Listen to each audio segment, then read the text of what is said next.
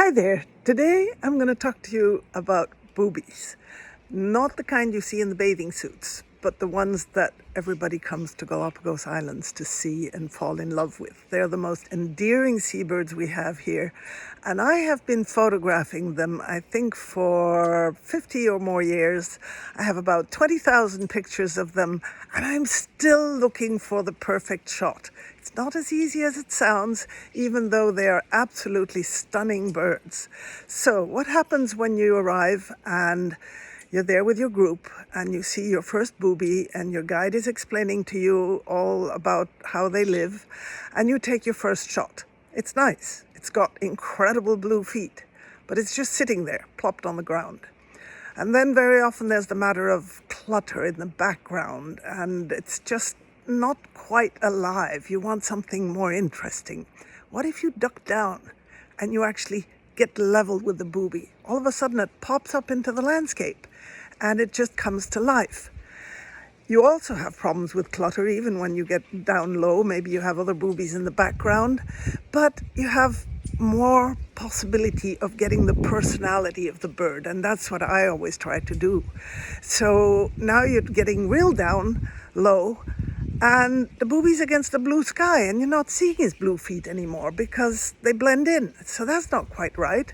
So you have to get it just even. A little bit of ground, a little bit of sky, maybe sunny, maybe cloudy, and a perfect moment in their courtship display. So that's why you will almost always see me right down on the ground photographing. Not the most comfortable, not the most elegant, but this is how you see me photographing pretty much any animals in the Galapagos Islands, because I like to get personal with them. I like to get down there at their level.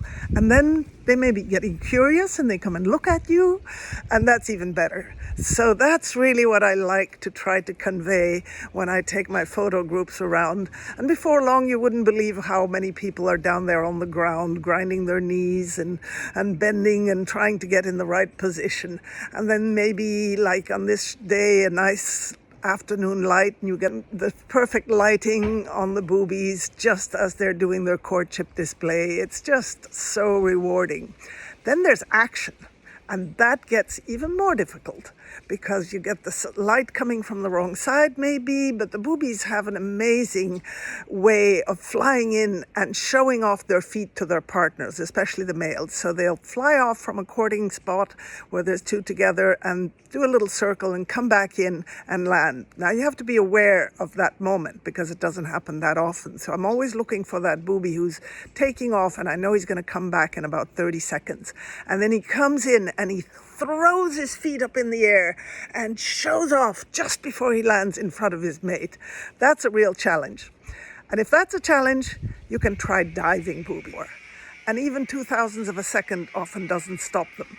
And very often you have sky, you have sea, or maybe the wing tip or something like that, but it's quite difficult to get a booby just as it goes into the water. It doesn't close its wings, it stretches the wings right behind it, and then it hits the water, barely making a splash.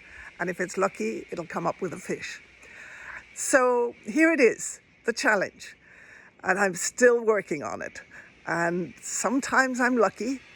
And, well, maybe if you come to Galapagos, you can buy my calendar for next year, or maybe one of the booby earrings that my mom designed, or maybe join me on one of my photo tours.